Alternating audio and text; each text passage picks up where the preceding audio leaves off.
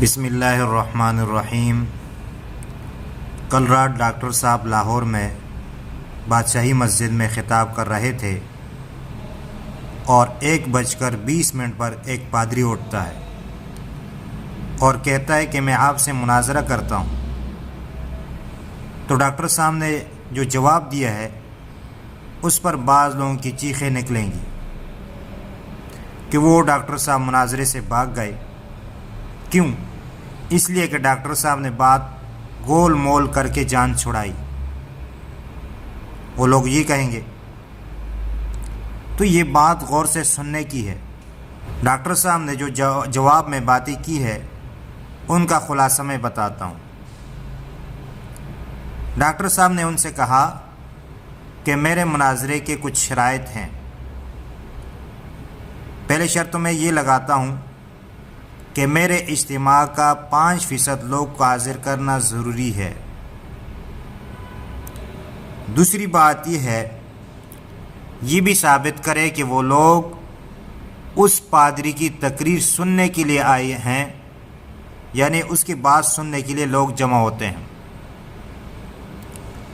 اور تیسری بات یہ ہے کہ آپ ثابت کریں اس نے واقعی لوگوں کو اپنے تقریر سننے کے لیے جمع کی ہے، یعنی لوگ اس کی بات شوق سے سنتے ہیں اور اس نے یہ کام کر کے دکھایا ہو۔ یہ 3 باتیں ہیں۔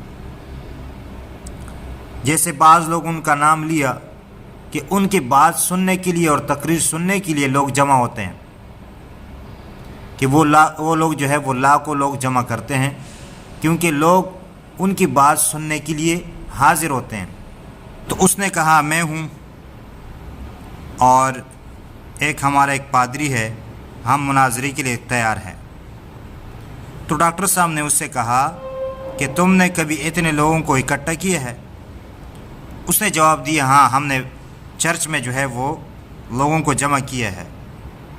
تو ڈاکٹر صاحب نے کہا کہ نہیں، چرچ کی بات نہیں کر رہا، کیونکہ چرچ میں لوگ عبادت کے لیے آتے ہیں، جیسے یہاں ہماری مسجدوں میں لوگ عبادت کے لیے آتے ہیں۔ بادشاہی مسجد میں لاکھ لوگ آتے ہیں، اسلام آباد میں ایک مسجد ہے، وہاں 3 لاکھ لوگ جو ہے وہ نماز کے لیے عبادت کے لیے آتے ہیں۔ میں عام پبلک کی بات کر رہا ہوں۔ عام پبلک پلیس میں اگر تم لوگوں نے اتنے لوگوں کو جمع کیا ہے تو پھر بات سمجھ آ رہی ہے۔ تو پادری کے پاس جواب نہیں تھا اس کا۔ تو آخر میں ڈاکٹر صاحب نے کہا کہ میرے وقت ضائع نہ کرو، اگر تم نے اتنے لوگ اکٹھے کیے ہیں، یعنی عام پبلک میں، عام گراؤنڈ میں کسی جگہ جمع کیے ہیں، تو میری ٹیم کو پروف دو کہ واقعی لوگ آپ کی تقریر سننے کے لیے کسی جگہ جمع ہوئے ہیں۔ یعنی ڈاکٹر صاحب کا مطلب یہ تھا کہ اپنا بڑا لے کر آؤ، کہ جس کی بات لوگ سنتے ہیں۔ میں چوٹوں سے مناظرہ نہیں کرتا۔ اگر آپ کو شوق ہے مناظرے کا تو میرے سینکڑوں کی تعداد میں شاگرد ہیں، آپ ان سے مناظرہ کریں، شاید آپ کو فتح مل جائے۔ تو ڈاکٹر صاحب نے ایسا کیوں کیا؟